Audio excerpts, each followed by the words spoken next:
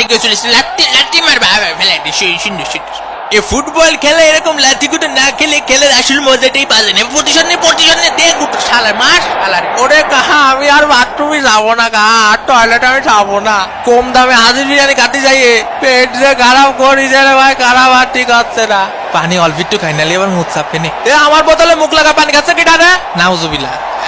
কিটা খাচ্ছে রে পানি? এ ভাই বলটা দাও, ভাই আমার বলটা দাও। মাগরিবের আজান দিয়েছে, বাসায় যাবো। আমার আব্বু কিনে দিয়েছিল। এ বল দে আমার শালা, বল দে আমার। দৌড় খেলবো না। এ মার্টিন লাসি কাহা মুখি মাছ দেন, 500 টাকা জরিমানা ধরবে নে।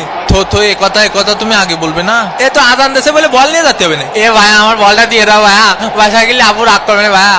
এ মাগরিবির আজান দেশে বলে কি তোরা ধান খেটে নাতে চলে যাবি নাই?